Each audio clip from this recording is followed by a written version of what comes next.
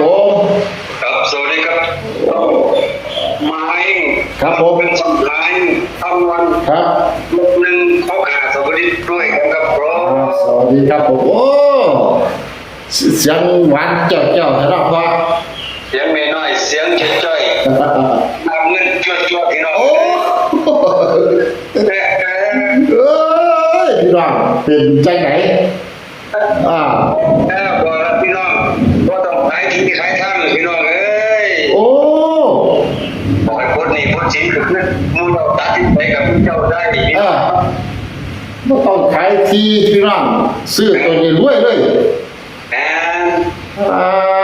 โถพี่น้องเลยยังบ่รวยกับมาเบิ่งคลิปนี้เองพี่น้องเอ้ยถ้ารวยยังไม่พอรวยไม่พอเข้ามาเบิ่งคลิปนี้คนไลค์คนแชร์เป็นจุดเลยนะพี่น้องพี่น้องเลยเขาทั้งบนทั้งล่างทุกคนพี่น้องกลับมาเบียบปั๊บพี่น้องเช็คน้ำไปหมดก็จะได้จีได้พี่น้องเลย3 ชั่วโมงกว่าพี่น้องโถว่าทั้งแม่ทั้งนึงงาทุเรียนกล้วยหน้ากล้วยหลังพี่น้องงางอกคือกันเนี่ยเจ็บขาดทับไปพอดำพี่น้องตอนที่แรกว่าจะไปโค้งสุดท้ายมอผมแต่ว่าผู้บ้านท้องมาย่อมมาที่พอบ้านดึกผู้บ้านท้องบ่ย่อมผู้บ้านท้องไห้ไปบอกใครนี่วัด28คนไม่มากเลยเนาะที่เราหยิบเอาอยู่ไหนหมอแต่ใกล้ๆลอตเตอรี่ออกสนอก็เคยครับผมแต่ก็ว่าก็ออกก่อนก็เรื่องที่ต้องจองกันมันถึงเรื่องมาจริงครับผมถ้าปลูกดอกกันล่างมันคุณพ่อตังแล้วผมจะอันนี้เนาะ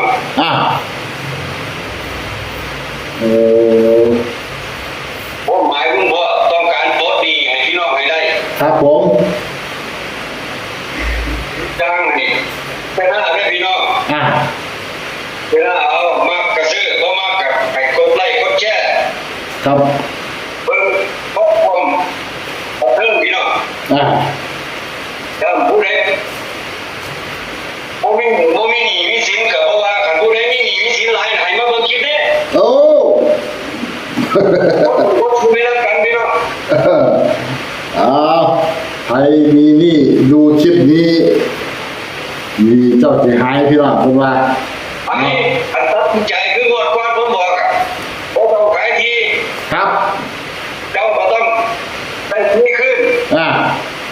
ก็ดีใจแล้วพี่น้องดีใจแล้วแตกผมแตกล่างพี่น้องโอ้ครับผมแตกทั้งบนทั้งล่างพี่น้องเนาะนี่แหละตัวแตกครับผม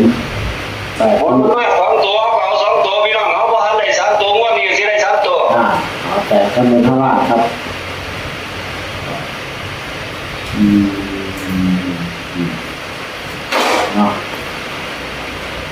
เอาแต่ว่าวันนี้จะให้3 ตัวแตกเลยพี่น้องเนาะสำหรับพ่อดาบเพิ่นทำพิธีเรียบร้อยแล้วเนาะกุมารทองแล่นต่ำโป่งลงอยู่กันเลยหยิบตัวเลขขึ้นมาให้พี่น้องเพราะมันเขาตอกแตกเม็ดเดียวคนเดิมบอกว่าหรือว่ายังไงวันที่1,300 เมตรพี่น้องโอ้โธ่วันที่1,300 เมตรพี่น้องว่าฟงเพิ่นบอกว่านี่แต่อันนี้ในห้างเดียวล่ะพี่น้องโอ้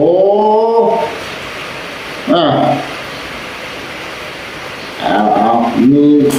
3 เม็ดว่าซั่นพี่น้องมี3 เม็ดแต่ว่ากับฟันอายุ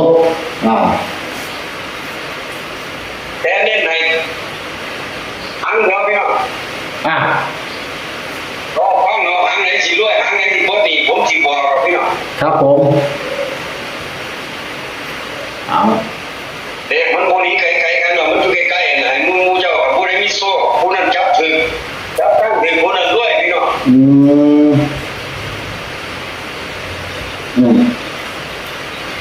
เอาย่ำมายักโตย่ำให้ทุกคนพี่น้องย่ำเรื่องวิ่งให้พี่น้องเอาเลขวิ่งครับผมได้มาแล้วคนในวิ่ง3 กับ 9พี่น้องกับตายหมดเลยพี่น้องวิ่ง3วิ่ง9ครับมาเสมอกันพี่น้อง3 ถ้าพระเมตรวัดท่านครับถ้าพระเมตรวัดนั้นมันฟุ้งประมาณสัก2 เมตรทุกตัวพี่น้องมันฟุ้งขึ้น โอ้อ่าเอาบนวิ่ง3 กับ 9ต่อเลยพ่อ ผู้ใดได้เล่นวิ่งกับพิมพ์มากเลยพี่น้องหมดก่อนพิมพ์มากพี่น้องพิมพ์หัวใจมากพี่น้อง อ่า เต็มบ่ครับวิ่ง2 คนเต็มบ่พี่น้อง อ่า ไอ้วิ่ง2 คนไอ้วิ่ง6 คน6 คนมันแล่นออกกลางพี่น้อง อ่า มันก็ธรรมดามันก็มาดีวัดโตเลยพี่น้อง ครับผม อันนี้เขาบ่ได้หรอก อืม แต่ขออนุญาตเด้อเอาพูดไทยไม่ชัดพี่น้องพูดไทยไม่ชัด อ่าเอา ขออนุญาตเอา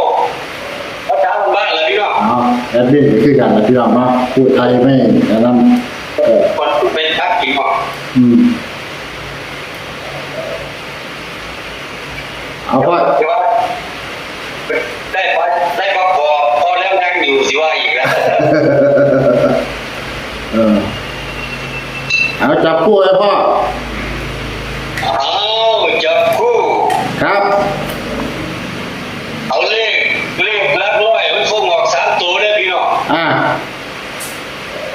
ตัวแรกมันออกฟงเลข3ได้พี่น้อง อ่าตัวแรก3ตัวที่2 5ตัวสุดท้าย6ได้พี่น้องนั่นคือเลขหลักร้อยมันเต้นออก อืม แล้วมันก็จับใหม่คือเก่านั่นแหละจับใหม่อันเดียวคือ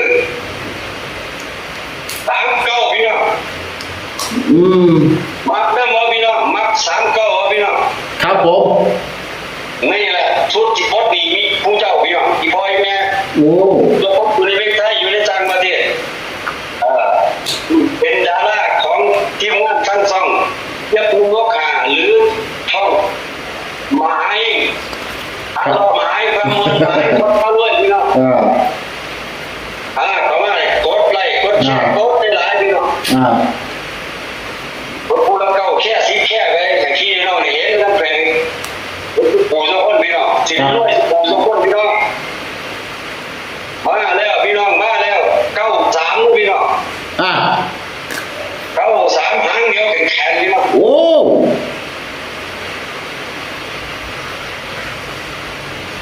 93อ่า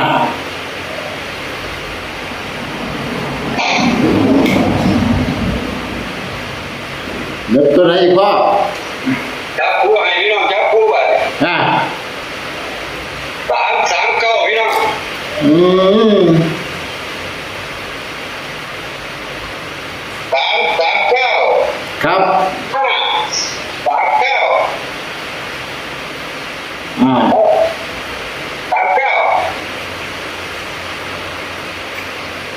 จดทันบ่พี่น้องจดทันบ่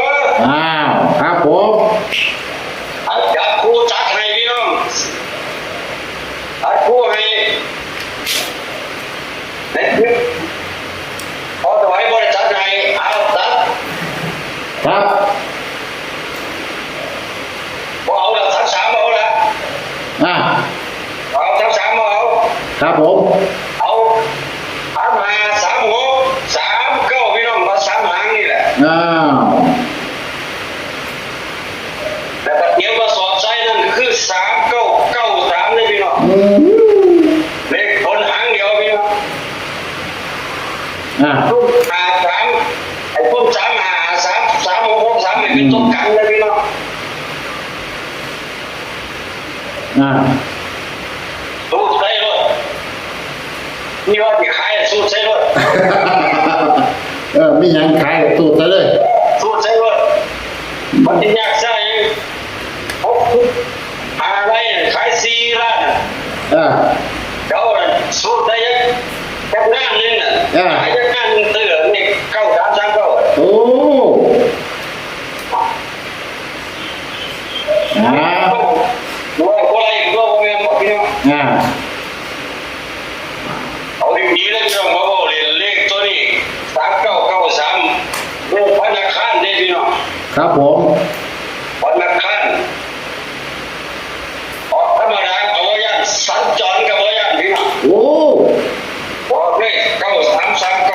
อืม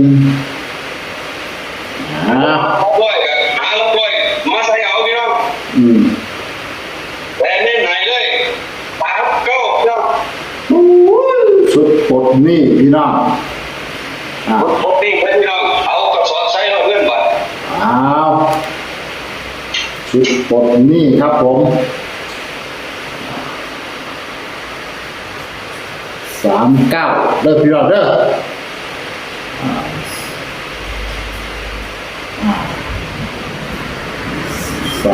39ครับผม